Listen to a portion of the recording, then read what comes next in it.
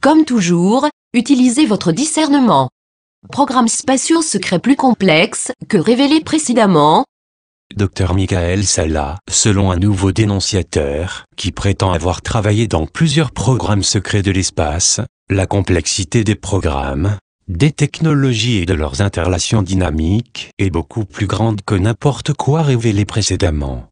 La portée globale de l'information qu'aurait, /Luc, révèle sur ces programmes secrets de l'espace, semble destiné à éclipser tout ce qui a été publié par les dénonciateurs antérieurs.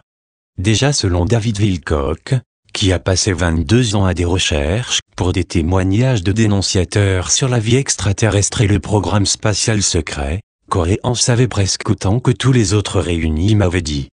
Dans un précédent article, j'ai donné un résumé de l'information que Corey a publié sur son site web, dans les forums internet et les entretiens avec David Wilcock. Afin de mieux comprendre et évaluer les déclarations controversées de Corey depuis la rédaction du résumé de l'article, je lui ai envoyé une série de questions par courriel le 4 avril lui demandant des éclaircissements sur diverses questions de programme spatial secret soulevées dans la poursuite des discussions sur les forums internet. Il a bien souhaité répondre aux questions et révèle des détails plus intrigants et des idées sur ces questions de plus en plus complexes.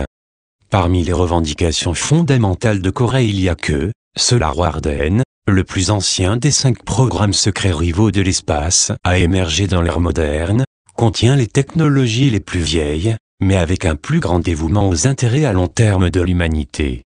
Les responsables de Solar Warden ont décidé de divulguer des informations sur l'existence de programmes secrets de l'espace, par exemple, en permettant à leurs vaisseaux spatiaux à être photographiés par la Station spatiale internationale.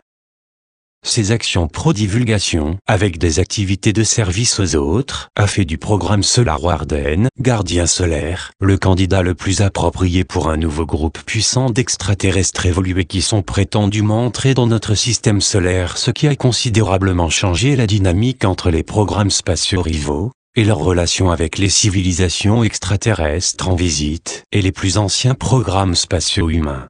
Selon Corey, l'Alliance des Sphères traite directement avec le programme Solar Warden, parmi les 5 programmes spatiaux modernes, et cherche à aider l'humanité par une série de conférences permettant à des particuliers de rencontrer des représentants secrets du programme de l'espace dans un environnement sécurisé. La deuxième de ces conférences exodiplomatiques s'est produite le 5 avril selon Corey, et il a dit qu'il en annoncera les détails bientôt. Comme décrit dans mon précédent article sommaire, il n'y a pas de preuves concrètes étayant le témoignage controversé de Corey. Sa capacité de répondre aux questions des gens, son attention aux détails et la cohérence, contribuent à rehausser la confiance dans la véracité de ses allégations. J'ai trouvé que sa volonté à répondre rapidement aux questions des gens, y compris moi-même, est un signe clair de sa sincérité. Plus important encore, sa décision d'avoir révélé son identité dans des entrevues vidéo à venir avec David Wilcock suggère qu'il est prêt à faire face à une grande attention du public s'exposant à de grands risques dans sa vie personnelle et professionnelle. Wilcock a expliqué récemment ses propres efforts de filtrage rigoureux concernant le témoignage de Corey et qu'il n'a rien trouvé de travers. Wilcock est allé jusqu'à conclure qu'il peut personnellement témoigner de l'authenticité des informations, Corey. C'est tout à fait un endossement de la part de quelqu'un qui pendant plus de 2 décennies a travaillé avec un grand nombre d'informateurs et de chercheurs. Compte tenu de la déclaration de Corey, qu'il avait été rajeuni et avait vécu une régression dans le temps, et durant les débuts de son service au programme spatial secret, il est peu probable qu'il puisse trouver des preuves tangibles ou de la documentation pouvant corroborer son service spatial secret d'alors. Cependant, ses plus récentes affirmations d'avoir été physiquement amené à des conférences organisées par l'Alliance des Sphères peuvent être vérifiées advenant que d'autres participants s'avancent pour le confirmer. Jusqu'à présent aucun des présumés 70 autres individus, ayant participé à la première conférence, ne s'est présenté.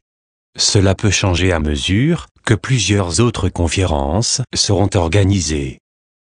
La complexité du récit que Corey a élaboré à propos du programme spatial secret de la Terre et des civilisations qui s'en sont éloignées, résonne bien pour certains, mais soulève des drapeaux rouges pour les autres. Un outil commun de guerre psychologique est de mélanger beaucoup de fausses informations avec des informations authentiques afin de cacher la vérité en pleine vue. En effet, Gordon Duff, fondateur du site web populaire Vétéran Today, affirme que jusqu'à 40% de l'information diffusée sur le programme spatial secret est de la désinformation visant à protéger leurs sources et les modes d'action. Est-ce que le témoignage de Corey fait partie d'une opération élaborée de guerre psychologique ? Ou est-ce la révélation concernant les événements véritables, qui se déroulent impliquant plusieurs programmes spatiaux secrets ainsi que des visiteurs extraterrestres ? Ceux qui ont rencontré et communiqué avec Corey sont impressionnés par sa sincérité et son acceptation à s'exposer ainsi à la critique. Selon les conclusions de Wilcock, les informations que Corey a publiées jusqu'à ce jour sont conformes à ce que les autres dénonciateurs ont révélé. Le niveau de l'information que Corey a publié a certainement le potentiel de transformer la vie telle que nous la connaissons sur la planète. Est-ce que cette information subsistera face à l'examen pointilleux du public lorsque son identité sera révélée et qu'une enquête raisonnable est menée sur ces allégations ? Espérons que l'échange électronique qui suivra les lecteurs a commencé leur propre voyage dans l'évaluation de la véracité des allégations de Corey. Copyright Michael Salla, ph.d. Copyright Notice. Question pour Corey/Goodetx-4 avril 2015 que vous dites qu'il y a 5 programmes spatiaux secrets développés par notre civilisation humaine actuelle, et que le plus ancien d'entre eux, les Solar Warden, gardiens solaires, ont été approchés par les aviens bleus l'Alliance des Sphères. Pouvez-vous expliquer pourquoi le Solar Warden a été choisi comme étant un partenaire plus approprié ? La majorité des factions Solar Warden ont déjà été impliquées pendant un certain temps, dans une guerre civile de l'ombre ou guerre froide de l'ombre avec les autres groupes SSP. Ils sont apparus accidentellement en face de la NASA et Slyfeed, satellite de communication directrice de la NASA, tout en causant aussi d'autres incidents dans le but de permettre aux gens de voir leur technologie. Il y a une cédule stricte du quand et où être dans divers secteurs de notre système solaire dans le but d'empêcher que les satellites de différentes nations et corporations ayant la télémétrie de technologies secrètes soient accidentellement photographiés. Le groupe Gardien solaire est le plus vieux des groupes SSP dont une grande partie de la flotte a été créée durant les années 1980 et 1990, avec des améliorations continues. Ils ont montré une volonté de prendre position dans une bataille de style David contre Goliath, laquelle était désintéressée et qui a démontré de quelle étoffe ils étaient.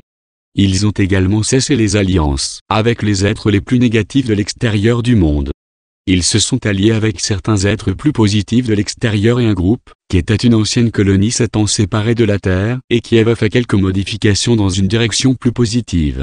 Même si ces Solar Warden non alliés ont été considérés comme des bons, l'Alliance des Sphères a déclaré qu'ils avaient leurs propres agendas et bien qu'ils voulaient aider l'humanité, ils étaient encore considérés comme étant de ceux qui sont du service à soi. Il y avait beaucoup de frustration avant que l'Alliance des Sphères ne prenne contact avec les Solar Warden. L'Alliance des Sphères avait commencé à arriver, ou du moins leur sphère avait commencé à arriver vers la fin des années 1990 et s'était maintenu en camouflage. Peu importe qui tentait de communiquer avec eux ou de les appeler, il n'y avait absolument aucune réponse. Ils refusent à ce jour d'interagir directement avec n'importe quels êtres groupes humains qui sont en service à soi. Ils utilisent un intermédiaire pour la communication entre ces deux groupes. En quoi Solar Warden est-il plus en mesure de représenter les intérêts de l'humanité dans les négociations avec l'Alliance des Sphères ?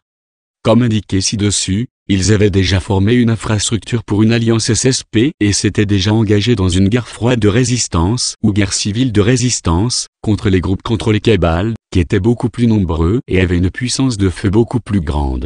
C'était un spectacle incroyable de courage et de service aux autres, même si leur ordre du jour ou les plans opérationnels pour atteindre cet agenda étaient plus de nature guerrière ou violente. Il y a autre chose à noter. Les groupes Cabal qui ciblent certains enfants pour les intégrer dans des programmes MILAB, abduction militaire, sont à la recherche des graines d'étoiles, starseed, qui ont des dons qui peuvent être dénaturés et utilisés pour le côté sombre. Plusieurs de ces graines d'étoiles, sur Terre et dans le SSP, commencent à se rendre compte qu'ils vivent ici maintenant, pendant ces temps pour une raison. Une mission. Cela a aussi quelque chose à faire avec cela, à mon humble avis. Lorsque j'ai été contacté par les avions bleus, On m'a fait savoir que les groupes Cabal étaient incroyablement inquiets du fait que les graines d'étoiles peuvent contribuer à un mouvement contre eux. Ils ont placé des gens et des programmes là-bas pour essayer de localiser et cibler les graines d'étoiles, de les traumatiser, cause des attachements d'entités, voire discussions plus bas, et de les faire dérailler de toutes les missions qu'ils peuvent avoir sur cette planète et dans cette ligne de temps. Est-ce que la marine américaine joue un rôle majeur dans les opérations de Solar Warden et la vision du monde? Alex Collier affirme que la marine est plus alignée avec les valeurs constitutionnelles que les autres services de l'armée, en particulier l'USAF. Êtes-vous d'accord? La façon générale dont la marine, la force aérienne et les forces armées des autres nations participent dans les SSP est un rôle de base de soutien terrestre. Un exemple serait l'ancien programme barrière de l'espace Space Force Programme, qui sera bientôt remplacé du commandement de la force de l'air de l'espace Air Force Space Command. Ceux-là ont été informés qu'ils étaient au sommet du totem de l'Intel et que, oui, il y avait une certaine quantité d'étrangers, mais ceux qu'ils pistaient étaient tous des vaisseaux américains avancés. Donc, si vous deviez rencontrer l'un d'eux, il soutiendrait, à en devenir rouge dans le visage, que tous ceux qui volent dans l'espace font partie des projets secrets du gouvernement.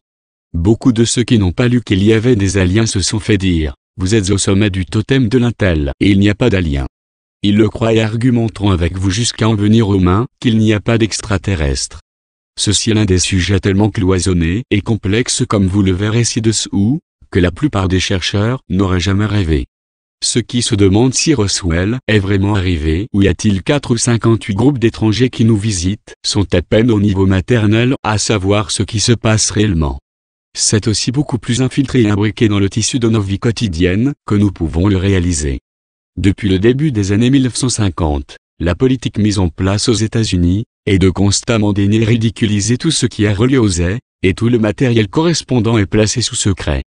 Les groupes Intel ont maîtrisé l'infiltration des groupes d'information, provoquant des luttes intestines amenant les gens dans des situations où ils peuvent être compromis ou victimes de chantage.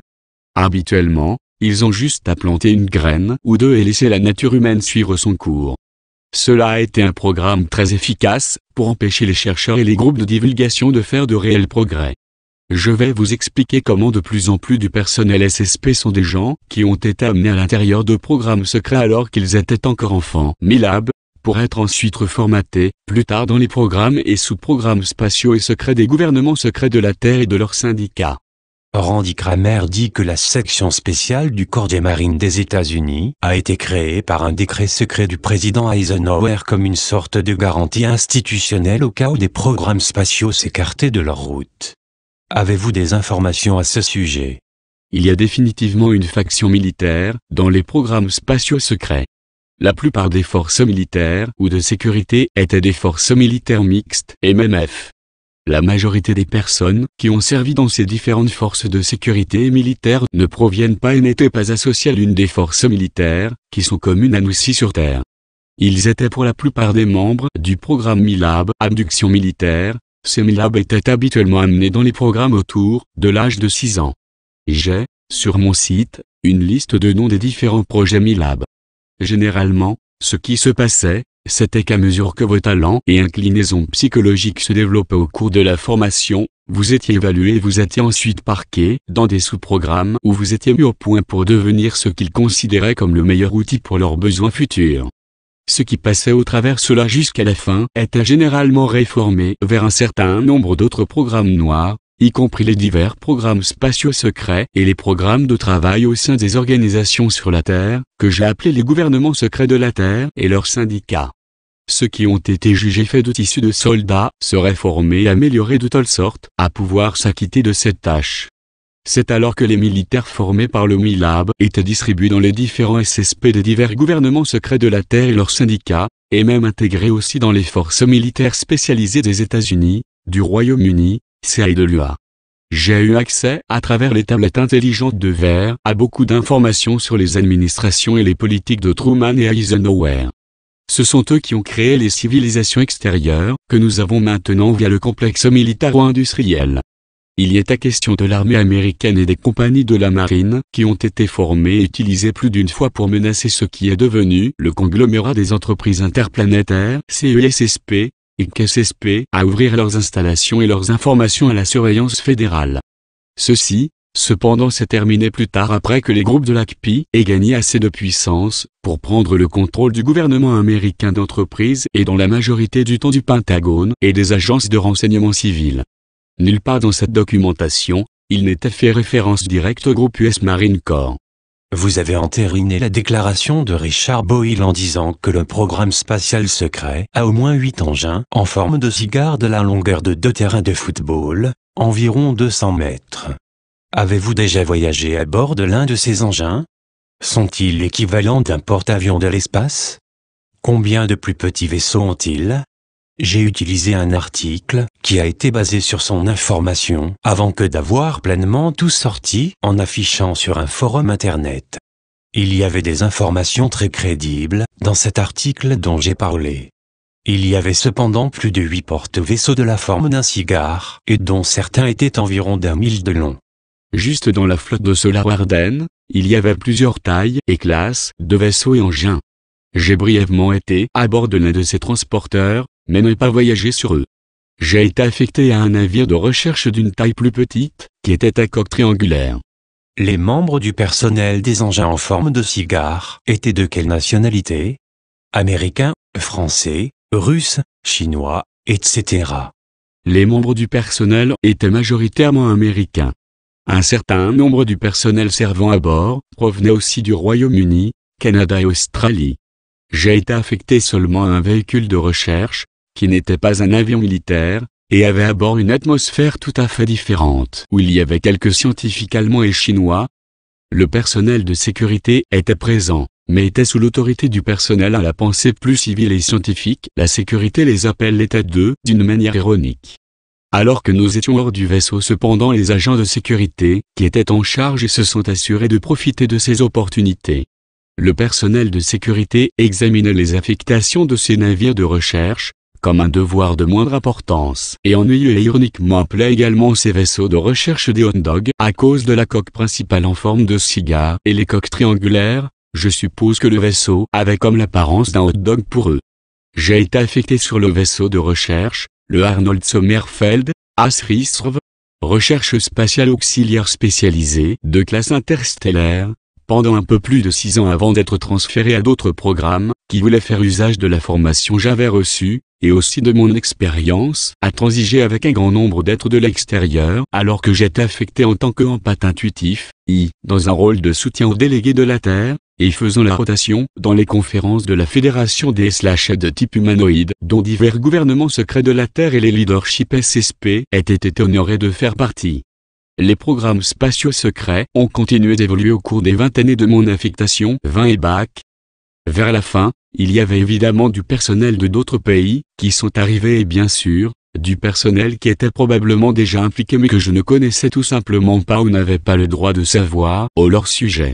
Avez-vous déjà rencontré les Thermus Nautilus, IRT Defense Force, Force de défense de la Terre ou Mars Colony Corporation, Corporation de la colonie de Mars, dans votre expérience / connaissance des vaisseaux en forme de cigare? Nautilus, selon moi, était une classe des premiers vaisseaux de classe interstellaire. J'ai vu seulement utilisé dans la documentation qui avait rapport avec des missions du personnel et des transferts de personnel. Sinon, je n'ai vu aucun des groupes SSP se référer à leur vaisseau avec une désignation US. Comment ces 8 engins en forme de cigare se comparent au TR-3B qui est prétendument de 200 mètres de largeur, et sur lequel il y aurait plus de personnel? Comme indiqué, il y avait plus de 8 de ces transporteurs de la classe en forme de cigare et d'autres catégories de vaisseaux de différentes tailles et classifications. Ils ont été conçus pour transporter différents types d'engins que beaucoup pensent que c'est le TR-3B. Ces transporteurs en forme de cigare ont été conçus pour transporter un grand complément d'équipage pendant de longues périodes de temps et de se rendre dans d'autres systèmes stellaires. Cependant les Solar Warden étaient surtout cantonnés à l'intérieur de notre système Sol et, en de rares occasions, la constellation stellaire locale. Le TR-3B est considéré comme une technologie très dépassée et dans de nombreux cas, il a été offert comme un engin navette aux élites au sein des gouvernements secrets de la Terre et de leurs syndicats, comme en quelque sorte un jet de compagnie. Il y a tellement de nouvelles technologies qui sont de la même forme générale que le TR-3B et commercial des modèles qui sont venus après et qui feront exploser l'esprit des gens. La plupart d'entre eux ont des cabines complètement modulaires, dans lesquelles les pilotes peuvent voler d'un quai vers le fuselage de l'engin qu'ils vont piloter. La plupart d'entre eux sont de forme triangle ou de V, dans une certaine mesure, ainsi que des engins en forme de menthe. Pour le combat cependant, ils se sont de plus en plus déplacés vers les drones où un seul pilote peut en contrôler plusieurs au cours des sorties. J'ai toujours vu ces engins contrôlés par des interfaces neurologiques avec des pilotes, depuis déjà vers les années 1980. Je n'ai pas vu d'embarcation pilotée par des moyens fly-by-wire ou manettes de pilotage. Il n'y a aucun moyen de compenser les vitesses extrêmes et les changements de direction avec une coordination œil-main. Est-ce que ces 8 engins, en forme de cigare, appartiennent tous à Solar Warden, ou sont-ils répartis entre les 5 programmes spatiaux indépendants de notre civilisation humaine actuelle? Oui, ces vieux vaisseaux cigares étaient des actifs des Solar Warden. Les autres SSP ont fini par acquérir la totalité des jouets, de nouvelles technologies plus intéressantes, et l'AIC SSP a toujours gardé les plus avancés et les meilleurs pour eux. L'AIC SSP est une énorme industrie, qui a dans l'espace une énorme infrastructure. Ils produisent de la très haute technologie non seulement pour les civilisations humaines hors monde, mais aussi pour les civilisations des autres systèmes stellaires. Un énorme système de troc est utilisé là-bas, et l'AIC SSP a échangé quelques traits des choses troublantes et a même été impliqué dans un trafic/commerce humain afin de pouvoir acquérir les nouvelles technologies pour ensuite en concevoir l'ingénierie et les produire pour nos civilisations hors monde, ainsi que pour des fins de transaction en vertu des traités avec d'autres civilisations. Dans l'interview avec David Wilcock, je parle de certaines œuvres d'art les plus précieuses qui sont disparues de la Terre et qui ont été échangées. Elles sont en ce moment accrochées sur un mur ou posées sur un plancher dans un autre système solaire, aussi insensé que cela puisse paraître.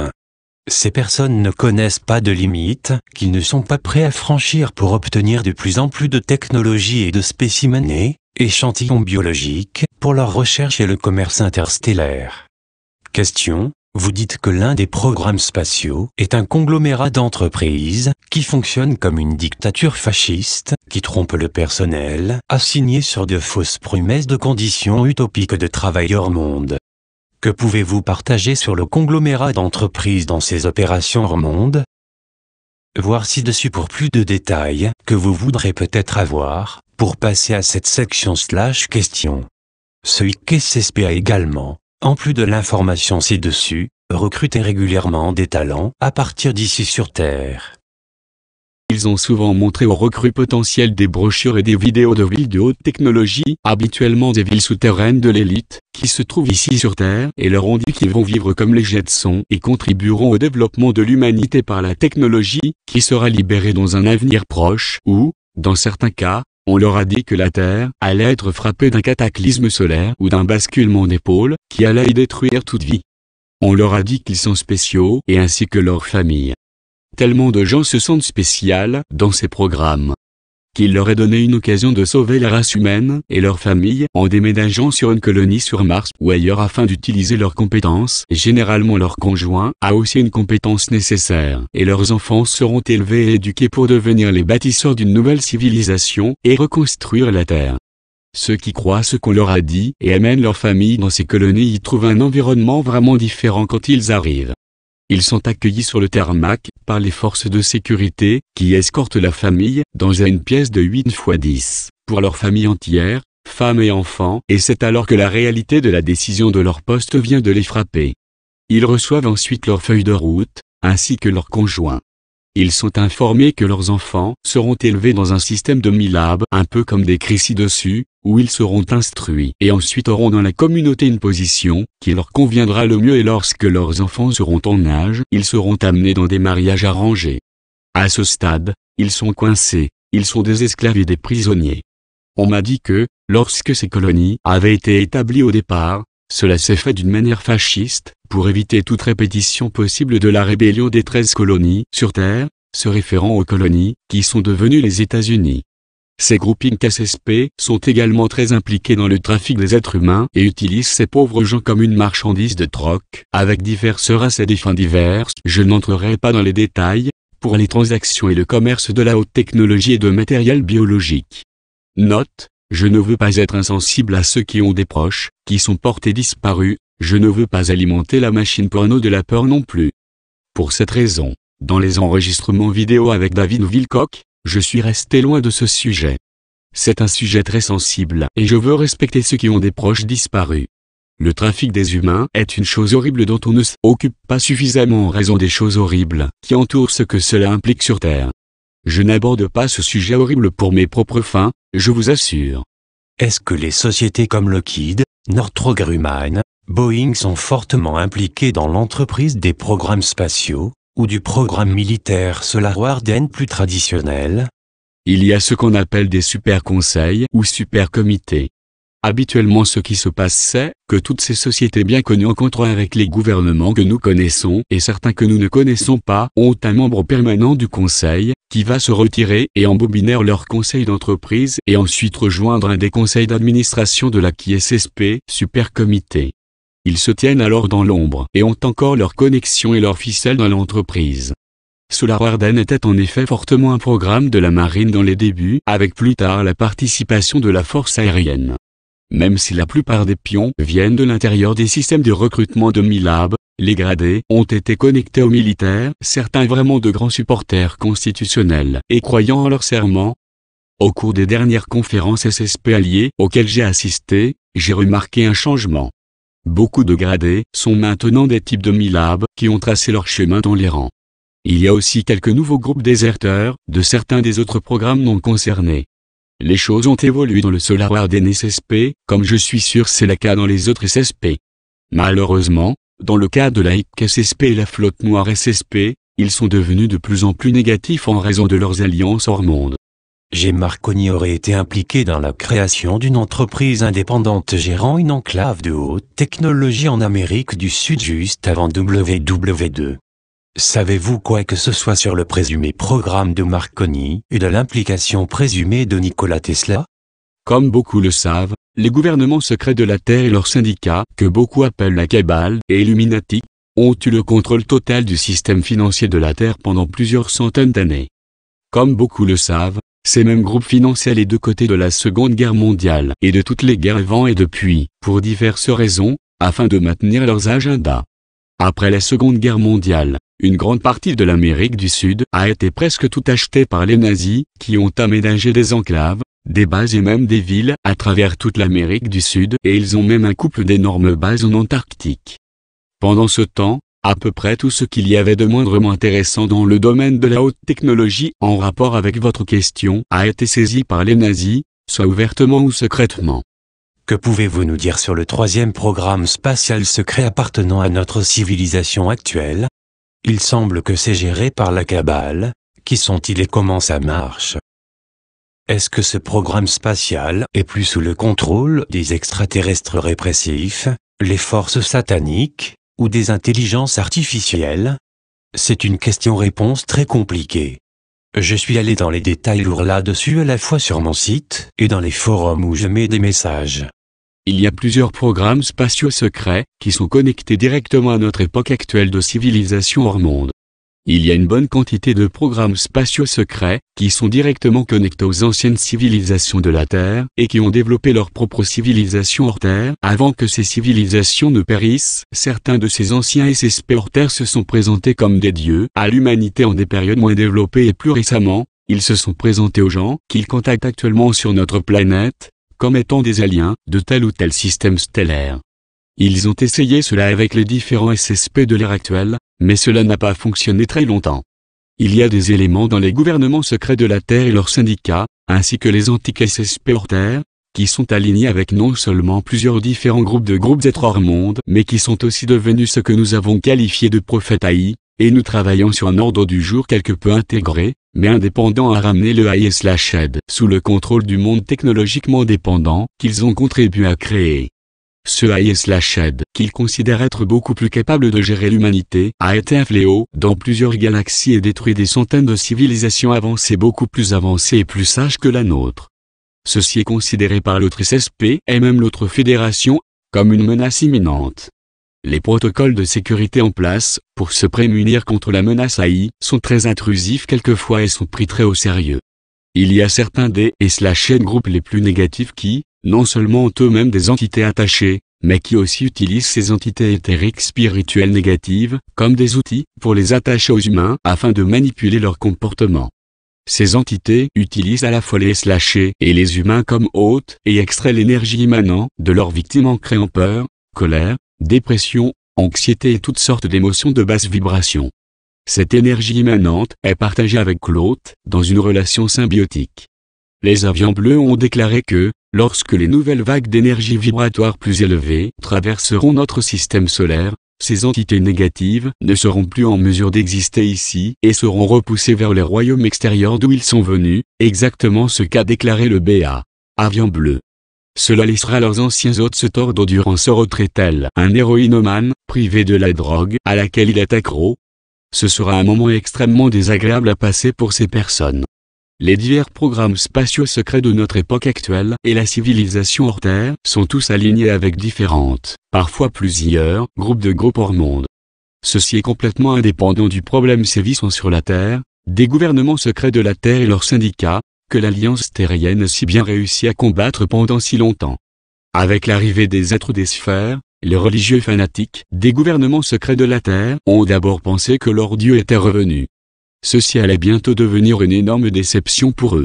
Cela a également été un moment très troublant pour l'Alliance ESP, qui depuis la fin de décembre ont passé d'une guerre civile de l'ombre à une guerre de tir ouvert.